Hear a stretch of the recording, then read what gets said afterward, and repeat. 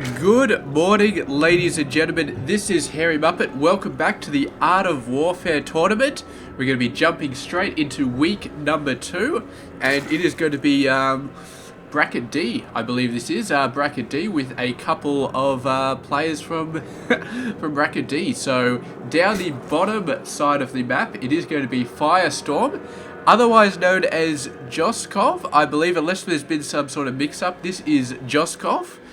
And he is from the Tortastic team. And up the top right side of the map, it is going to be Golden Arrow, a yellow Protoss player, who is from Team Insane. So, going to be looking very, very good. We actually saw Team Insane last week, I think it was. We saw the Fallen one from Team Insane beat Dutch Joker from Paddy's Heroes. Very, very nicely done there. And from Tortastic last week, we actually saw an A bracket game. It was Cog versus Mr. Arnie, but Arnie did not do that well in that game. So, yeah, moving on. The total tournament rankings at the moment, they've sort of evened up quite a lot. There was one team who was not doing that well, but they caught up a little bit. If I go back, I remember correctly, I believe that was Wingmen. They only won one game last time, but they won 2 games in week number 2. So they're back up to about 3 points, and the vast majority of teams are all at about 3 or 4 points. They're very even. The exception, of course, is the Horses. They won 3 games, week 1 and week 2. So far they are looking very, very good, with 6 points total. So, and we will be catching them up a little bit later on in the week. What have I got for the Horses? We've actually got the bracket A for the Horses, which is going to be O'Pain versus Paddy from Paddy's Heroes. So definitely look forward to that coming up just in a few days when I get over to the bracket A games. But for now, let's see how these guys do.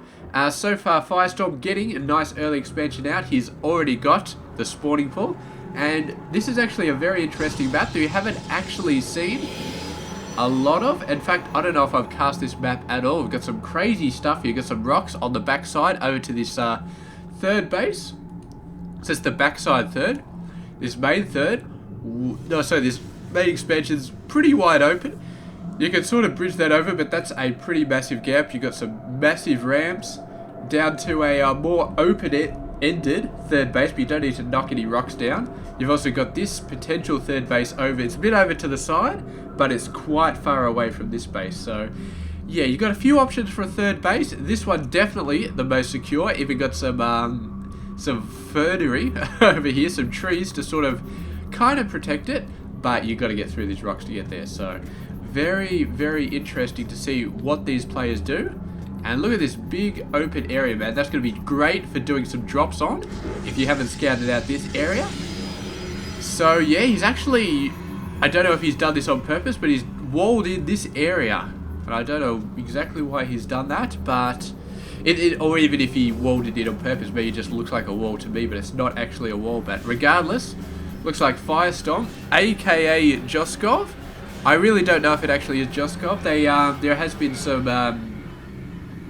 cases where people have swapped around and jumped in, but according to the website, it is still still Joskov. So he hasn't, according to the website, he hasn't switched out with anybody. There have been a couple of players that have switched out with other players, obviously due to various issues, but it does not look like he swapped out. So this may just be Joskov is actually Firestorm. They're the same person, but I could not say for sure. So we're just going to go with it, and we're just going to say Fire, because Joskov is one of those names. It's a bit hard to get out of my mouth. My mouth just isn't is just, yeah, it isn't developed to say things like Joskov. So moving on, our Protoss player, tech it up. Or trying to tech up anyway. He's got 3 gateways with the warp gate stuff out, so we'll start to get out a lot more ground units very, very soon.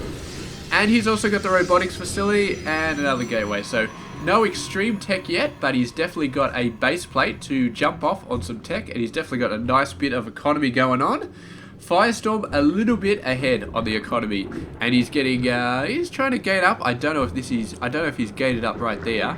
That may be a gap, which should be unfortunate, but I guess going against a Protoss player, you don't need to worry too much about having a perfectly sealed main base. Spore Crawler coming down there, so that's very nice advanced planning by Firestorm. It's the mark of a very great player when you get the Spore Crawlers down before you need them. Of course, yeah.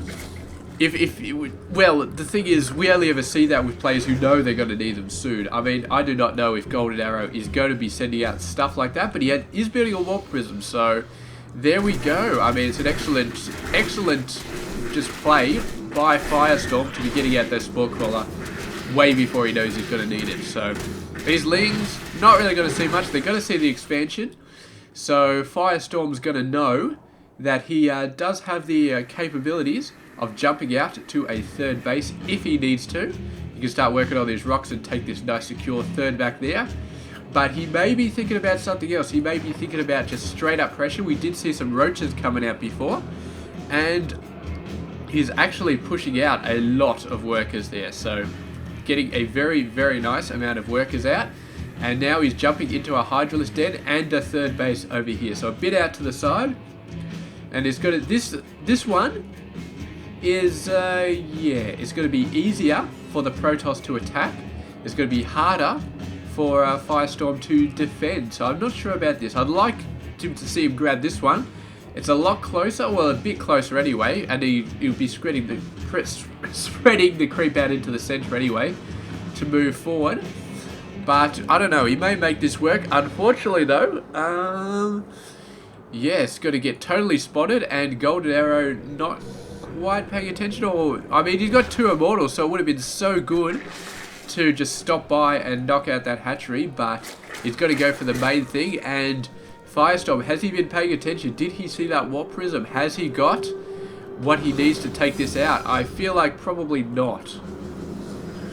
I mean, 4 Zealots with 2 Immortals intact. The aim is going to be to take out as many tech structures as he possibly can.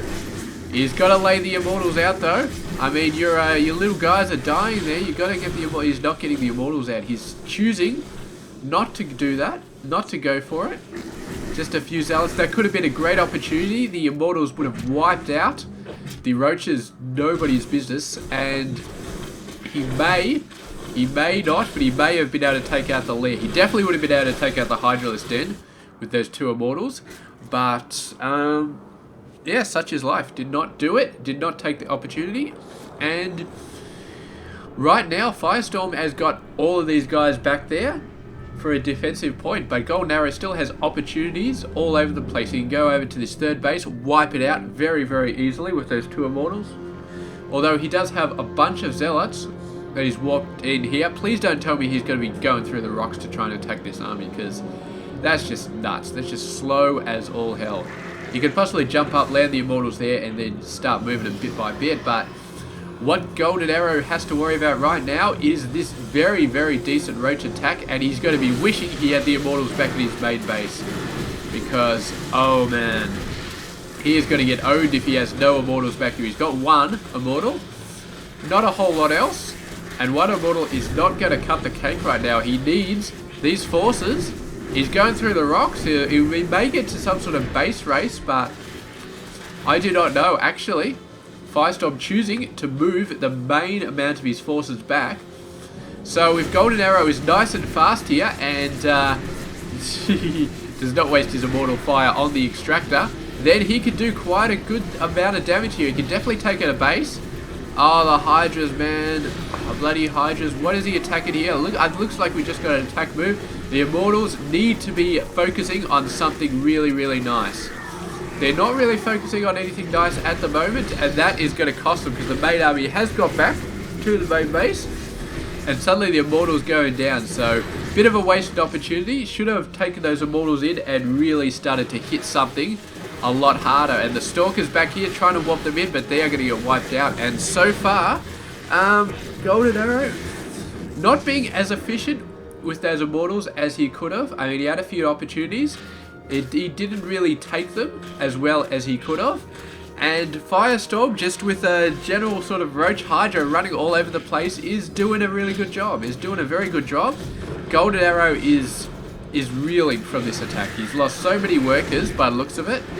Actually, I don't know. I don't think he had much more than 24 workers. He may have had a few more, but yeah, these guys definitely would have just wiped him out. And this force he's got right here, yeah, not going to be all that good. We're starting to see a little bit of micro here. The Immortal taking quite a lot of damage with the overcharged Nexus is going to scare him away for now. I'm not sure. I think Firestorm could still have taken it, but choosing to back off for the moment. Maybe just wait out the Nexus overcharge. The cooldown for that thing is going to be very, very long. And it only lasts for so long, so... yeah... no, that's Chronomus, sorry. I'm looking at this one.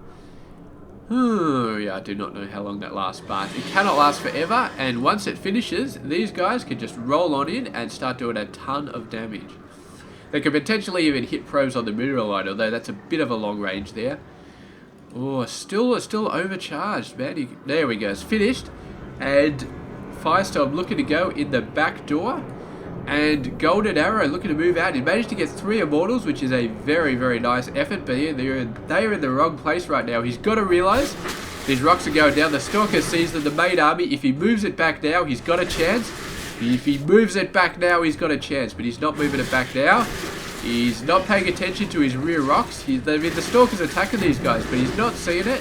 There we go, the main army finally moving back.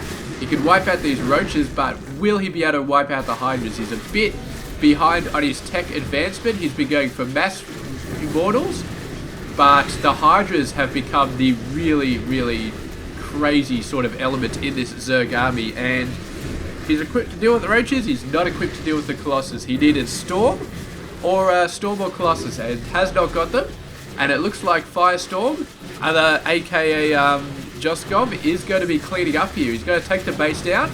Not that there was much mining going on at that base, but he's going to finish it off. Golden Arrow just pumping out Stalkers at the moment. That is not going to help him at all. And basically we're just waiting for the GG right now because, yeah, Golden Arrow has lost this game to some just some fairly solid Roach Hydra pressure, man. It's nothing spectacular, but getting the pressure out there, getting the economy out there, doing a lot of damage. I mean, 56 workers is not a small amount of workers, so he did it nice, he did it safe, and when he went in there, he just wiped out Golden Arrow, and it was a really great opportunity. I think the main thing that Golden Arrow did wrong was, well, first of all, just messing around with this drop. This drop had the potential to do a lot. It didn't really do anything. I mean, it didn't really do anything. So, I mean, those 2 Immortals are pretty much wasted. And the second thing was, he did not realise that the Hydralisks were out there in such numbers. He did not go for the tech when he needed to go for the tech. So at some point, you got to realise, alright, he hasn't got Roaches anymore, he's got Hydras, and I mean, he saw Hydras attacking his forces down here. He saw Hydras wiping out his Immortal count there, so he knew instantly, I got to get some higher tech because Immortals are not going to be doing it anymore. But he did not. He stayed with the Immortals. He's pumping out tons of Immortals, but it was too late. There were Hydras on the map, and he didn't deal with them. So there we go. Thank you very much for watching this game. We're going to be checking out Bracket C tomorrow. I'll have a look at my document really quick. And so Bracket C is going to be Wingmen versus Best Team Incoming, Semtext versus Dreamus. Is it Dreamus? No, I think it's Kitauji. I'm not even gonna bother saying that name, but yeah, I gotta fix up my spreadsheet. It seems to be a little bit off. But anyway, thank you very much for watching this game. Stay tuned tomorrow for some more The Art of Warfare tournament action. And this has been Hairy Muppet. I hope you enjoyed this game.